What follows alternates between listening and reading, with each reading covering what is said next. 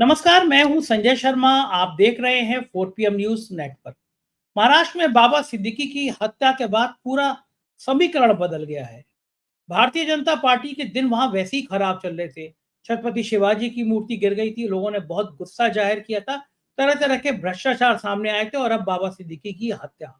महाराष्ट्र के इस राजनीतिक समीकरण के बाद बीजेपी परेशान है, क्योंकि वहां 27 नवंबर तक सरकार बननी है। गुजरात के खिलाफ एक नाराजगी है। महाविकास अघाड़ी के नेताओं ने कहा कि गुजरात की सरकार को हटाना है, महाराष्ट्र को बचाना है। मतलब गुजरात को प्रति एक नाराजगी जो दिख रही है वो मंचों पे भी आने लगी। और गुजरातियों की महिमा अपरंपार है। उत्तर प्रदेश में काशी विश्वनाथ का मंदिर बना, बहुत बड़ा बना, भव्य मंदिर बना, करोड़ों रुपए खर्च हुए। लेकिन चाहे काशी विश्वनाथ का मंदिर हो, प्रयागराज हो या अयोध्या का विकास हो, हर जगह गुजराती ठेकेदारों की पौबारे हुई है। मैंने एक्स पे लिखा था, सुबह सुबह ट्वीट किया था कि माल कमाएगा गुजराती भाई, घंटा बजाएगा यूपी और बिहार का भाई। वो मैंने इसलिए लिखा कि काशी विश्वनाथ के मंदिर का प्रसाद का काम अमूल को दे दिया गया, गुजरात की कंपनी को दे दिया गया। बताइए, क्या उत्तर प्रदेश में कोई दूध की कंपनी, कोई प्रसाद बांटने की कंपनी नहीं थी? उत्तर प्रदेश में जो करोड़ों के ठेके हो रहे हैं वो सब गुजरातियों को क्यों दे दिए जा रहे हैं? एक बड़ा सवाल है। भाई ठीक है, कोई राज्यों की सीमा नहीं है, लेकिन क्या पूरे देश में हर जगह गुजरात ही काम करेगा? ये एक बड़ा सवाल है। महाराष्ट्र में तो ये सवाल बहुत बड़ा बन गया है। महाराष्ट्र के हालात क्या है, इन सब विषय में बात करने के लिए आपके बहुत पसंदीदा पत्रकार हैं राजीव रंजन जी। मैं सीधा महाराष्ट्र लेके चलता हूँ आपको, उनसे बातचीत करता हूँ कि इसका माहौल क्या है। उससे पहले रिक्वेस्ट करता हूँ कि आप ये जो बैनर देख रहे हैं, पोस्टर देख रहे हैं, ये हमारे म्यूजिक चैनल के नए गाने का टीजर है। हमने आज इसको लॉन्च किया है। 4 PM म्यूजिक को भी आप ज्वाइन कीजिएगा, सब्सक्राइब करिएगा, अपना प्यार बनाए रखिएगा। चलते हैं राजीव जी के 4 PM न्यूज नेटवर्क में स्वागत है। राजीव भाई आपका, आप महाराष्ट्र में बैठे हैं और महाराष्ट्र में कानून व्यवस्था का ये हाल है कि एक्स मिनिस्टर, तीन तीन बार के MLA, इतना इंपॉर्टेंट पर्सनल जिसको इतनी सुरक्षा मिली थी, बाबा सिद्दीकी को और सरे शाम गोलियां मार दी गई। चुनाव आ रहा है, एक तरफ भ्रष्टाचार है, महाराष्ट्र के भगवान समझे जाने वाले शिवाजी की प्रतिमा तोड़ दी, गिर जाती है, भ्रष्टाचार के कारण इतनी खराब बनी होती है। कानून व्यवस्था का लाइव उदाहरण है कि एक्स MLA को गोलियों से भून दिया जाता है। अजीत पवार के साथ वाले सत्ता पक्ष के विधायक की यह हाल है। क्या इन चुनाव में महाराष्ट्र में ये एक बड़ा मुद्दा बन जाएगा? क्या लग रहा है आपको इसके राजनीतिक परिणाम कैसे होंगे? सलमान खान, आज उनकी आंखों में आंसू थे, लोगों ने देखा वो शमशान गिरे पे जहाँ जनाजा था, वहां पे गए थे वो, और बहुत दुखी थे लोग, क्योंकि बाबा सिद्दीकी एक बड़ा नाम था, लोगों की बड़ी मदद किया करते थे। महाराष्ट्र की राजनीति में इस हत्याकांड का क्या प्रभाव पड़ेगा? देखिए, बहुत इसका भीषण परिणाम पड़ेगा और ये व्यक्तिगत रूप से मुझे भी थोड़ा धक्का लगा, क्योंकि मेरे जीवन का पहला वोटर आईडी कार्ड जो है वो बाबा सिद्दीकी जी ने ही बना के दिया था। मेरे अच्छे मित्र थे वो, और अच्छा, बांद्रा में ही मैं रहता था, महबूब स्टूडियो के ठीक सामने। वहीं से वो जीत के आते थे, बांद्रा वेस्ट से। तो आपका वोटर तो आईडी बना के दिया, मतलब कैसे, उनका क्या रोल था उसमें? मैं डीएनए में काम करता था, अच्छा। और हाँ, तो उस वक्त में मेरी उनसे बातचीत मुलाकात हुई। उन्होंने पूछा आप कहाँ रहते हैं, मैंने उनको बताया कि ठीक महबूब स्टूडियो के सामने हिल व्यू अपार्टमेंट है, वहाँ रहता हूँ मैं। तो उन्होंने बोला वोटर आईडी कार्ड बनाया है? मैं बोला नहीं, नहीं बनवाया मैंने। फिर बोला क्यों, आपकी तो एज 18 से ज्यादा है। तो मैं बताया फादर एयरफोर्स में थे, तो हम तो हर 3-4 साल में यहाँ वहाँ जाते रहे, तो इस कारण से कभी कार्ड बन नहीं पाया। तो उन्होंने बोला कोई बात नहीं, और उन्होंने मेरा वोटर आईडी कार्ड बनवाया था। तो बहुत मदद करने वाले, बहुत अच्छे और बहुत नेक इंसान थे। अब उन ये जो कल हुआ, इससे व्यक्तिगत तो मेरे को धक्का लगा ही है, पर आपका जो सवाल है वो एकदम मतलब बहुत ही सटीक सवाल है कि क्या महाराष्ट्र के इलेक्शन पे इसका असर पड़ेगा। संजय जी, एक बात को समझिए आप, विजयदशमी के दिन जब राम राज्य लाने की हम बात करते हैं, उस दिन जंगल राज्य का यदि प्रतीक हमको नजर आता है, जब हमें नजर आता है कि गृह मंत्रालय संभालने वाले श्री देवेंद्र फडणवीस जी, जो गृह मंत्री हैं और जो भारतीय जनता पार्टी के सबसे बड़े लीडर हैं महाराष्ट्र राज्य सरकार में, उनके गृह मंत्रालय संभालते हुए उनके नाक के नीचे मुंबई में बाबा सिद्दीकी जैसा व्यक्ति, जो गरीबों का मददगार जिसको कहा जाता था, जो बड़े बड़े एंटरटेनर्स, जो बॉलीवुड में एक्टर्स है उनका मित्र कहा जाता था, और जो आम जनता मिडिल क्लास फैमिली के भी लोगों की मदद करने के लिए कभी भी किसी भी वक्त खड़ा रहता था, उस व्यक्ति की गोली मारकर हत्या कर दी गई। और वो भी तब जब उन्होंने 15 दिन पहले कंप्लेन दी थी कि मेरी हत्या हो सकती है, मुझे धमकियां आ रही है। वाइस सिक्योरिटी उनको दी गई थी, एक कांस्टेबल उनके साथ हमेशा रहता था। दुख की बात यह है कि जब बाबा सिद्दीकी की हत्या हुई तब उस कांस्टेबल ने जवाबी कार्रवाई नहीं की, ऐसा पता चल रहा है। तो किस बात की सिक्योरिटी है, कैसी सिक्योरिटी है ये महाराष्ट्र के, मतलब ये जो गृह मंत्री हैं, इनके अंडर में जो मुंबई पुलिस है, इनके पुलिस के अधिकारी रण बांकुरे होने के बदले वो लोग क्या भयभीत कांप के अपने जीवन की रक्षा में लग जा रहे हैं जब अटैक हो रहा है। बहुत बड़ा सवाल है। जहां तक आप पॉलिटिकल इम्प्लीकेशंस की बात कर रहे हैं, इसका बहुत बड़ा रिपरकशन होने वाला है। आप इस बात को समझिए कि अजीत पवार की पार्टी में 48 साल तक कांग्रेस में रहने के बाद वो अजीत पवार की पार्टी में आए हैं। बाबा सिद्दीकी रहने वाले, वो उन्होंने बताया था मुझे, बिहार की वो रहने वाले थे, गोपालगंज के। तो वहां से वो मुंबई में आए, यूथ कांग्रेस में काम किया, एनएसयूआई में काम किया, और उसके बाद में 1999 से 2014 तक जो है 15 साल वो एमएलए रहे। तो उनका कांग्रेस छोड़ के अजीत दादा पवार की पार्टी को ज्वाइन करना, ये एक बल देता था ऐसे अजीत पवार की पार्टी को, ऐसे समय में जब उनकी पार्टी से लोग छोड़ के जा रहे थे। इसी फरवरी, यही 2024 की फरवरी में उन्होंने ज्वाइन किए लोकसभा इलेक्शन की पहले अजीत पवार की पार्टी। तो आप वैसे अजीत पवार और देवेंद्र फडणवीस के बीच में बहुत ज्यादा जो है भारतीय जनता पार्टी और अजीत पवार फैक्शन के बीच में काफी ज्यादा टिफ चल रहे, मनमुटाव चल रहे हैं। उसके उसी दरमियान जो गृह मंत्रालय संभाल रहा है, उसके मंत्रालय के अंडर में अजीत पवार के गुट में शामिल हुए एक बहुत नामी गिरामी आदमी का यदि मर्डर हो जाता है, वो भी कंप्लेंट दाखिल करने के बाद भी, तो ये क्या बताता है? ये तो आपसी इनके बीच में मनमुटाव और बढ़ेगा, और इसके परिणाम जो है महायुति के लिए अच्छे नहीं होंगे। महायुति के लिए बहुत ही घातक इसके परिणाम होंगे। ये देवा भाव करके जो फडणवीस जी अपनी ब्रांडिंग कर रहे हैं लाडली बहन योजना को लेके, फडणवीस जी को यह समझना चाहिए कि बीइंग लाउड और बीइंग अ लीडर ये दो अलग अलग चीजें हैं। आप लाउड रह के, आप चिल्ला के अपनी कुछ भी ब्रांडिंग करें, आप उससे बड़े लीडर नहीं हो जाओगे। आपको लीडर बनने के लिए लोगों का रेस्पेक्ट कमांड करना होगा। You have to earn the respect. आपको लोगों से रेस्पेक्ट अर्जित करना पड़ेगा। इस तरीके से यदि आपके नाक के नीचे लॉ एंड ऑर्डर की धज्जियां उड़ाई जाएगी, वो भी भारत की आर्थिक राजधानी में, महाराष्ट्र की राजधानी में, तब आप समझिए कि कैसे बड़े लीडर के रूप में अपने आप को स्थापित कर पाएंगे। ये जो भी इनके नाम चल रहे थे कि भाजपा का अध्यक्ष और ये वो, आप समझिए सब पानी में चला गया इस एक इंसिडेंट के बाद में। जी संजय जी बताइए अब क्या हाल है बांद्रा में? इतना सुरक्षित इलाका, वहां पे सलमान खान के घर पे फायरिंग हो जाती है, सलमान खान के फादर जा रहे होते हैं, कोई पर्चा थमा देता है आदमी कि सलमान खान की हत्या कर दी जाएगी। सलमान खान के बड़े करीबी हैं जिनकी हत्या हो गई, एक्स एमएलए। तो ये जो हालात है मुंबई के बिगड़ते हुए, आम आदमी थोड़ा डरा हुआ महसूस नहीं करेगा कि मुंबई में हो क्या रहा है? ये तो बिल्कुल दाऊद इब्राहिम के गैंग की फिर से पुनर्वापसी है। ऐसा लग रहा है कि जिस समय में छोटा राजन और दाऊद में गोलियां चला करती थी, वो वही वाला हाल हो रहा है कि बाबा सिद्दीकी को ऐसे मार दिया गया जैसे उस समय में एक दूसरे के शूटर को मार दिया जाता था। क्या ये जंगल राज मुंबई के लोगों को डरा रहा है? क्या लग रहा है आपको? आपकी तो वहां बहुत बात होती रहती है लोगों से। देखिए, बाबा सिद्दीकी कोई छोटे मोटे व्यक्ति थे नहीं, बहुत बड़ा नाम, बहुत बड़ी हस्ती थी बाबा सिद्दीकी। ठीक है, बांद्रा में जो लोग रहते हैं, जो रहे, उनको मालूम है बाबा सिद्दीकी की शख्सियत क्या है। बहुत ही बड़े लीडर वहां बाबा सिद्दीकी जो है 15 साल एमएलए रहे, और उसके बाद भी उन्होंने काफी वो लोगों से जुड़े रहे। वैसे ऐसे लीडर की, कदावर लीडर की यदि हत्या हो जाए, वो भी तब जब आप बताया गया, उन्होंने कहा है कि मेरे को इस चीज की धमकी मिल रही है, उसके बावजूद भी यदि पुलिस प्रोटेक्शन प्रॉपर नहीं मिली, ऐसे कांस्टेबल उनके साथ नहीं रखे गए जो डेयर डेविल है, तो इसमें गलती किसकी है? ये कौन लूपहोल प्रोवाइड कर रहा है? आप जो बात बोल रहे हैं कि अंडरवर्ल्ड की वापसी हो रही है, बिल्कुल ऐसी हत्याओं से तो अंडरवर्ल्ड की वापसी होती है।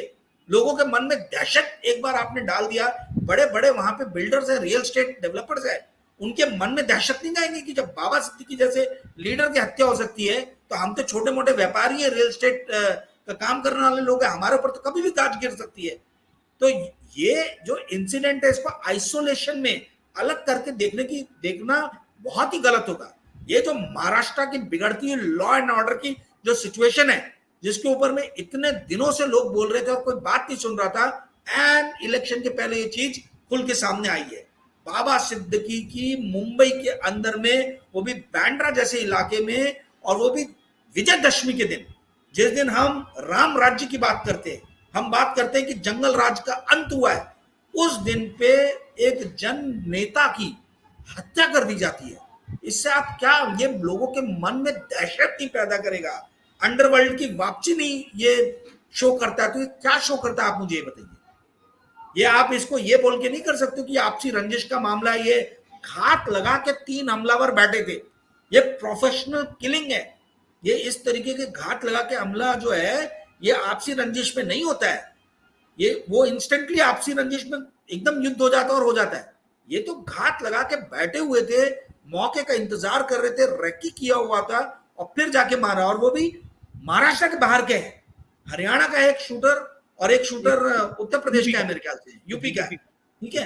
तो ये और आज तो एक सेकंड में राजी रुकूंगा, जब उसके घर पे गई यूपी पुलिस, बड़ा छोटा सा घर, झुग्गी झोपड़ी टाइप का घर, कोई बहुत पैसे वैसे वाला नहीं, यानी उसको किसी ने लिया था। लॉरेंस बिश्नोई का नाम सामने आ रहा है, तो लॉरेंस बिश्नोई क्या दूसरा दाऊद इब्राहिम बन गया है इस देश का? मुझे तो समझ में नहीं आता कि वो जेल में बैठ के कैसे हर चीज को एग्जीक्यूट कर ले रहा है। अगर लॉरेंस बिश्नोई है जैसा कि दावा किया जा रहा है, हमें नहीं पता है, दावा किया जा रहा है ऐसा कि लॉरेंस बिश्नोई है, तो लॉरेंस बिश्नोई तो पुलिस कस्टडी में है, पुलिस कस्टडी के अंदर में बैठ के वो कैसे ये हरकतें कर ले रहा है। और जैसे छोटा राजन को इंटेलिजेंस ब्यूरो ने यूज किया, मैं तो ये बोलता हूं कि लॉरेंस बिश्नोई का भी इस्तेमाल किया जा रहा है। वो इंटेलिजेंस एजेंसी कर रही है कि कौन कर रही है मुझे नहीं मालूम है, पर हर बार में लॉरेंस बिश्नोई का नाम आ जाता है। लॉरेंस बिश्नोई पुलिस कस्टडी में है, तो ये कौन उसके नाम को लेके आ रहा है बार बार, ये नाम उसके नाम का कौन एडवर्टीजमेंट, इससे तो लॉरेंस बिश्नोई को भी प्रमोशन मिल रहा है ना। फिर कोई भी आरा गहरा ओंगा पोंगा उठा के फोन कर दे किसी व्यापारी को कि मैं लॉरेंस बिश्नोई गैंग से बात कर रहा हूँ, 5 करोड़ रुपए यहाँ भेज दो, वो बेचारा तो डर के मारे भेज देगा। और यही बात लॉरेंस बिश्नोई भी बोल रहा है कि मेरा 90% मामलों में तो मेरा कोई लेना देना ही नहीं है।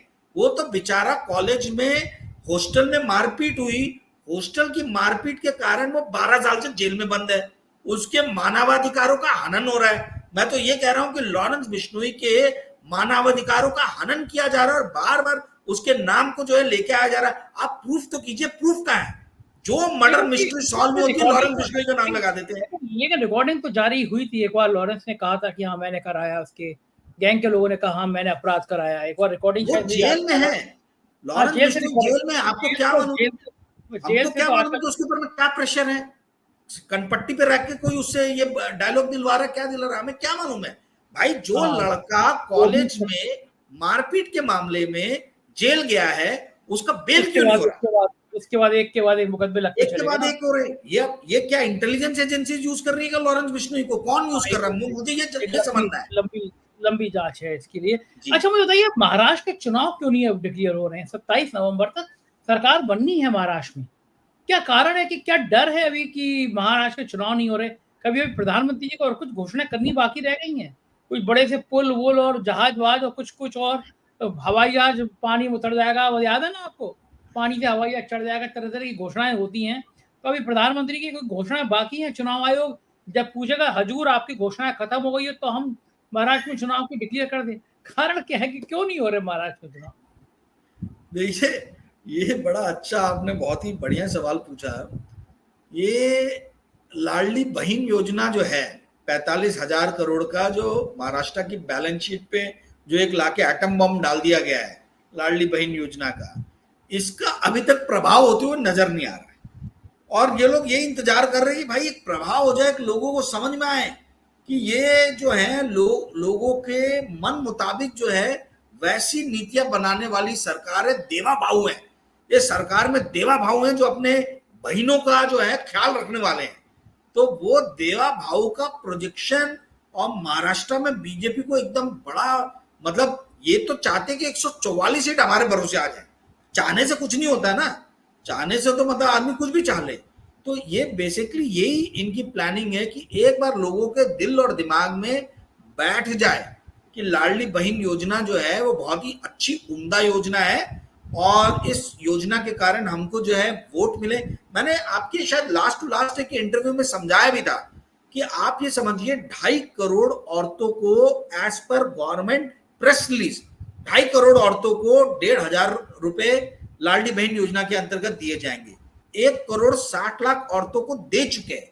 तो आप 2.5 करोड़ मल्टीप्लाई में अगर 1500 करोगे तो ये आता है 3,700 करोड़। 3,700 करोड़ रुपए हर महीने जा रहा है। पहली चीज तो ये। दूसरी, महाराष्ट्र की पॉपुलेशन जो है वो 11.5 करोड़ थी 2011 के सेंसस में, माना बढ़ के 1.5 करोड़ और हो गई तो 12.5 13 करोड़ हो गई।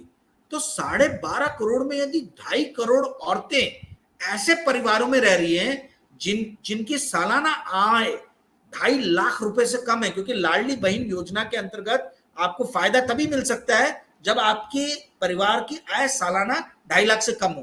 तो यदि 2.5 करोड़ औरतें रहने ऐसे परिवार में, तो आप सोचिए क्या हाल है। एक परिवार में 4 लोग यानी 10 करोड़ लोग, यानी मोटा मोटी आप समझिए 12 करोड़ में 10 करोड़ लोग ऐसे परिवारों में जी रहे हैं जिनकी सालाना आय 2.5 लाख से कम है। तो कैसा मोदी राज्य, ये कैसी डबल इंजन की सरकार, ये किस बात का विकास। ये हाल है इंडिया के सबसे इंडस्ट्रियलाइज स्टेट का।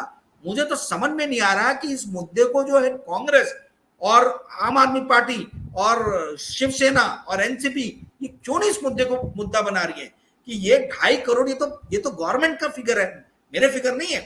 तो 2.5 करोड़ औरतें यदि ऐसे परिवार में रहने हैं, नहीं गवर्नमेंट के पास डाटा है, तो 10 करोड़ लोग जो है आज 2.5 लाख से कम सैलरी में जी रहे महाराष्ट्र में। ये महाराष्ट्र का कटु सत्य है। जी संजय जी। देखो बात है, एक बड़ा सवाल महाराष्ट्र की राजनीति को ये भी है कि बीजेपी किसको चेहरा बनाएगी। क्या एकनाथ शिंदे को तो पोस्टर लगेंगे कि वोट दीजिए, तो कोई सीएम का चेहरा होगा नहीं होगा। वो महाविकास आघाड़ी जो तो पूछते हैं भाई आपका कौन होगा, लेकिन बीजेपी का महायुति का चेहरा कौन होगा। आपको क्या लग रहा है बीजेपी किसके नाम पर वोट मांगेगी? फिलहाल तो देवा भाऊ के नाम पे मांग रही है पूरे नागपुर में। हाँ, नागपुर में पूरे बड़े बड़े पोस्टर लग गए, हर चौराहे पे बड़ा पोस्टर है और हर 50 मीटर की दूरी पे एक कटआउट है, छोटा छोटा इलेक्ट्रिक पोल इधर उधर लगा हुआ। देवेंद्र फडणवीस, पूरा नागपुर शहर देवेंद्र फडणवीस से पट गया पोस्टर से। ऊपर नरेंद्र, नीचे देवेंद्र नारा लगाता है, याद है ना? हाँ बस वही डबल इंजन। कोई नारा फिर लगेगा डबल इंजन का, बस वही चलेगा। पर ये जो कल हत्या हो गई, अच्छा, ये हत्या ने पूरा का पूरा जो है ना इनका जो प्लान जो था, हाँ वो प्लान को थोड़ा डिरेल कर दिया है। ये देवेंद्र फडणवीस का नाम सामने आने पे गडकरी जी का क्या रिएक्शन होता है? ये बड़ा सेंसिटिव मामला है। मतलब गडकरी जी का क्या रिएक्शन होगा आप बताइए मुझे। गडकरी जी तो अपने हाईवे मिनिस्ट्री लेके बैठे हुए हैं, अब वो क्या बोलेंगे भाई। एक उम्मीद थी आरएसएस को और जो भाजपा के अंदर जो कुछ लीडर्स हैं, सीनियर लीडर्स, जो ये देख के ये जो देख रहे थे कि किस तरीके से सिर्फ 2 लोग जो है वो 2 लोग पार्टी को चला रहे हैं। एक ऐसी पार्टी को जो पार्टी अपने चाल चरित्र और चेहरे के लिए जानी जाती थी, उस पार्टी को हाईजैक कर लिया है। कल जैसे मैंने कहा कि कांग्रेस को जो है सांबर माफिया ने हाईजैक किया है, वैसे ही बीजेपी को ढोकला माफिया ने हाईजैक कर लिया। ये 2 लोग जो है गुजरात के, यही पूरी पार्टी चला रहे हैं। अब पार्टी के अंदर जो बैठे हुए लोग हैं वो ये सोच रहे थे कि हरियाणा हार जाए तो ये ढोकला माफिया से हमको निजात मिले। अब ये हरियाणा इलेक्शन हारे नहीं, हरियाणा उल्टा जीत गए। तो ये जितनी भी प्लानिंग चल रही थी, देखिए पता नहीं स्टार्स जो हैं, राजीव नारायण जी जब भी आपके प्रोग्राम में आएंगे उनको पूछिएगा कि ये जो आरएसएस जो प्लानिंग कर रहा था या कांग्रेस जो प्लानिंग कर रही थी कि हरियाणा जीत के हम जो बनाएंगे, वो तो पूरा डिरेल हो गया। ऐसी जो महाराष्ट्र के अंदर में देवेंद्र फडणवीस, देवा भाऊ हमारे और शिंदे जी जो सोच रहे थे, ये बाबा सिद्दीकी की हत्या के बाद से पूरा मामला एकदम बिफर गया है। तो ये हो क्या रहा है? ये स्टार्स जो हैं, ये ये किस तरीके से जो प्लान कर रहा है वो प्लान विफल हो जा रहा है, उल्टे डायरेक्शन में चला जा रहा है। 4 PM की ब्रांडिंग खराब करने वाले लोग अपना नाम खराब कर चुके हैं। तो ये जो स्टार्स जो है इस तरीके से घूम रहे हैं कि जो सोच रहा है उसको उल्टा हो जा रहा है। तो ये बड़ा ही एक जो है बहुत ही एक मतलब बड़ी मेरे को गजब सिचुएशन दिख रही है। इस गजब सिचुएशन जो है ये तो एस्ट्रोनॉमर ही बता पाएंगे इस चीज को कि क्यों ऐसे सिचुएशन अराइज हो। शरद पवार ने भी बड़ा तीखा बयान दिया है। उन्होंने कहा ये जो लाडली बहन योजना है ये धोखाधड़ी है सिर्फ। शरद पवार से अगर शरद पवार का आना सही इसका बात क्या है। ये इसका आप क्या एक चीज समझे, शरद पवार जी सीधा सीधा इशारा कर रहे हैं कि आप बोल रहे हो 2.5 करोड़ लोगों को आप दोगे 1,500 रुपए, यानी आप 12 करोड़ में 10 करोड़ लोगों को बोल रहे हो कि भाई आप 2.5 लाख के नीचे, तो या तो ये डाटा गलत है, फ्रॉड कर रहे हो, आप हर औरत को दे रहे हो पैसे, आप हर औरत को पैसे दे रहे हो ताकि आपको इलेक्शन में वोट मिल जाए, तो ये तो कुछ नहीं, तो ब्राइबरी है। जो पार्टी दूसरों के ऊपर में इल्जाम लगाती है कि आप रेवड़ी बांट रहे हो, अब इनसे सवाल पूछना चाहिए कि आप नहीं वोटर से ब्राइब, आप वोटर को ब्राइब नहीं दे रहे हो, आप हमें एक्सप्लेन करो कि कैसे आप 2.5 करोड़ लोगों को जो है 2.5 करोड़ औरतों को जो है आप टारगेट कर रहे हो, इसका मतलब है। और आपके ही सेंसस ब्यूरो के हिसाब से सरकार के एक परिवार में 4 लोग रहते हैं, तो 10 करोड़ लोग जो है वो ऐसे आज की डेट में स्टेट में जो 2.5 लाख से कम कमा रहे हैं। तो शरद पवार जी वही बता रहे हैं कि कैसा मजाक है भाई, ये आर्थिक राजधानी बंबई में ही ऐसे कम से कम आपको 50 लाख लोग मिल जाएंगे जिनकी आमदनी 2.5 लाख से ज्यादा होगी। तो आप ये किस तरीके का मजाक कर रहे हो, मतलब ये तो क्लियरली जो है ये वोट को आप खरीद रहे हो। और ये खरीद किससे रहो, मेरे आपके टैक्स के पैसे से खरीद रहे हो। कोई अपने घर से देवा भाव पैसे लाए हैं क्या, ये शिंदे जी के अपने घर से पैसे लेके आए हैं क्या, ये मेरे और आपके टैक्स के पैसे को ही तो जाके दे रहे हैं। और किस लिए दे रहे हैं, ताकि लोग इनको वोट दें, यानी ये अपनी गवर्नमेंट बनाने के लिए ब्राइब दे रहे हैं लोगों को कि आप हमको चुन के दो। एक राजीव जी, हमारे आयुष है, उसने एक नोट निकाला है, वो मैं पढ़ के सुना देता हूँ।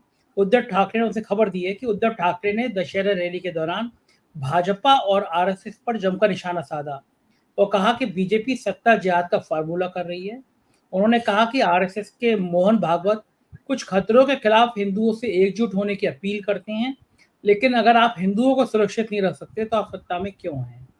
और शनिवार को महायुति सरकार के खिलाफ गद्दारों का पंचनामा जारी किया गया। एमबीए महाविकास अघाड़ी के नेताओं ने कहा कि हमारा लक्ष्य गुजरात की सरकार को हटाकर महाराष्ट्र को बचाना है।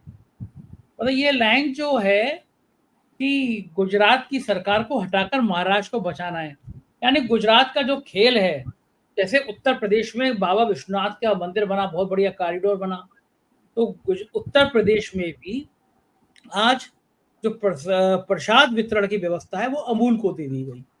अब आप मुझे बताइए, उत्तर प्रदेश का मंदिर है, काशी विश्वनाथ मंदिर है, जो ठेके हुए हैं बनारस में, उसमें गुजरात के भाइयों का बड़ा योगदान रहा है।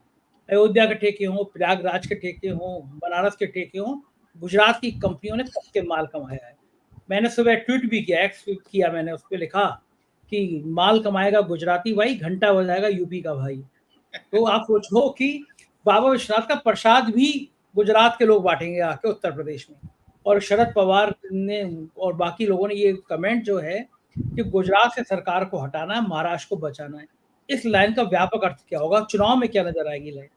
देखिए, जैसे माफिया काम नहीं करता, सारे रिसोर्सेस को जो है, हर जगह के रिसोर्सेस को जो है वो इकट्ठा अपनी तरफ करता है, राम राम जपना और सबका माल अपना। तो जितने भी दूसरे राज्य के रिसोर्सेस हैं उसको भी कैसे भी अपने पास लेके आओ।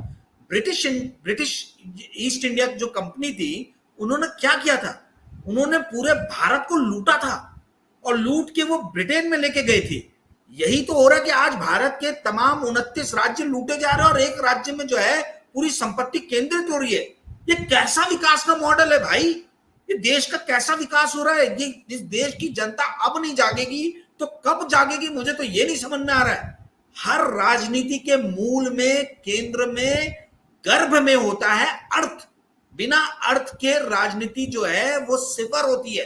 हर राजनीति अर्थ के लिए की जाती है और यहाँ सारे आर्थिक स्रोतों पे कब्जा करने के लिए दो लोग हम देख रहे हैं कि तत्परता से लगे हुए हैं। हम दो और हमारे दो की नीतियों पे वो चल रहे हैं और ऐसी स्थिति में हम ये देख रहे हैं कि बाकी सारे राज्य जो हैं, वो सारे राज्य, यदि वहां पर अपोजिशन की सरकार नहीं है तो आप ये डबल इंजन की यदि सरकार है तो आप समझिए कि पूरे रिसोर्सेस कॉर्नर करके गुजरात लेके जाया जा रहा है। क्या वहां के लोग चिढ़ेंगे नहीं?